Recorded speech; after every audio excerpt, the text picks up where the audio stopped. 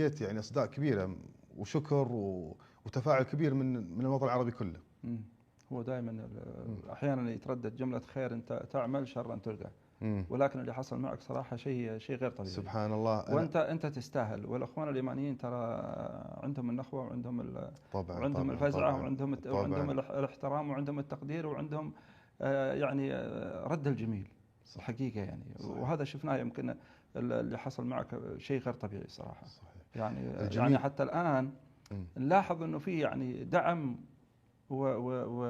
يعني بشكل شيء يعني يسعد الجميع انهم يعني يدعمونك بكل قوه. صحيح. في خلال كثير من اول شيء القصائد اللي كل يوم يمكن نسمع قصيده جديده، الشيلات اللي ممكن كل يوم نسمع شيله جديده، بالاضافه الى حمله المليون برضو الى حمله المليون. نحصل يعني اشخاص مختلفين من كل مكان، من اليمن، من السعوديه، من حتى اظن في امريكا وفي اوروبا في ناس برضو متفاعلين معك هناك. صحيح.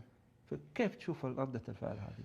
والله يا اخي سبحان الله، هو توفيق، لان النيه طيبه، وسبحان الله سخرني لصقر وسخر هالمسلمين اللي سبحان الله سخرهم لي، انهم يحبوني، والحمد لله كسبت قلوبهم كلهم، وهذا فضل من الله سبحانه وتعالى. فشوف انها توفيق من الله. اللي قاعد يصير هذا كله ما كان في الحسبان ابدا، ما كنت مقرر له ولا كنت مخطط له ولا كنت اتوقعه. سبحان الله اللي الله ساقني يعني. سبحان الله. انا يعني جاي ترى للصيدليه ضايق، يعني امر في ظروف صعبه، لا اله الا الله. ما هي ماديه الحمد لله، لكن امور ثانيه. بس كان ايه يمكن هل السبب اللي انت الان تتكلم عنه هو سبب ان الوضع اللي حصل وصار فيه يعني انعكاس في حياتك ولا لا؟ ممكن له يعني الان يعني مثلا السوشيال ميديا في التيك توك الان كان متابعين في 200، الان وصلوا تقريبا 800,000، ممكن بعد اسبوع يوصل مليون. صحيح. الحملة لا زالت موجودة. صحيح. فهل يعني خليني اعطيك اياها مباشرة. هل وهذا طبعا ما لنا جزاء، وقفتك مع والدتك هذا بر الحمد لله. اي ورحتك معها في الخارج وعلاجها على حسابك الخاص، اظن دعواتها لك يعني هي من يعني وصلتك الى هالمكان اللي انت فيه الان، وانت مكانتك طيبه من اول، بس اتكلم على الوضع اللي تغير فجاه كذا.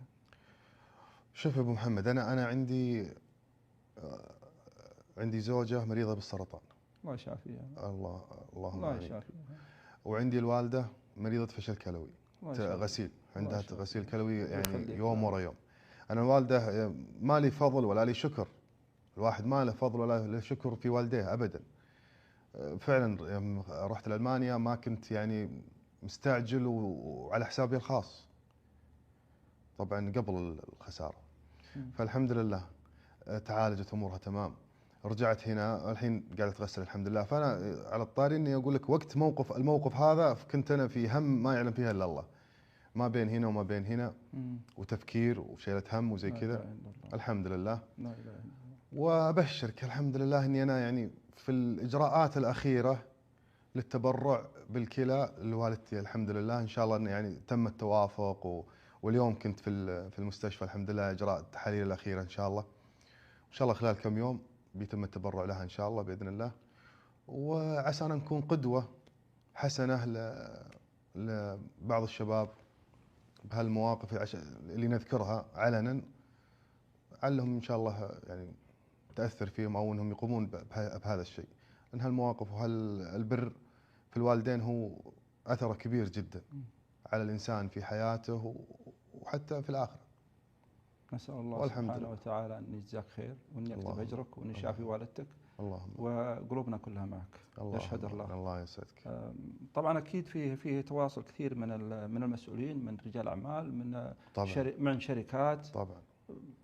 شوف سبحان الله. كلمني عن بعض يعني في صاحب سمو ملكي أظن تبرع بعمرة وسكن إلى آخره لصقر. صحيح. أنا كلمني صاحب سمو أمير، كلمني بس ما يرغب في ذكر اسمه كفاعل خير، يقول اذكرني لحد الآن ما يبغى يذكر اسمه. ما يبغى يذكر اسمه أبدا، يقول أنا فاعل خير ما أبغى أذكر اسم. الله يكتب أجره. الله يكتب أجره إن شاء الله ويجزاه خير. قال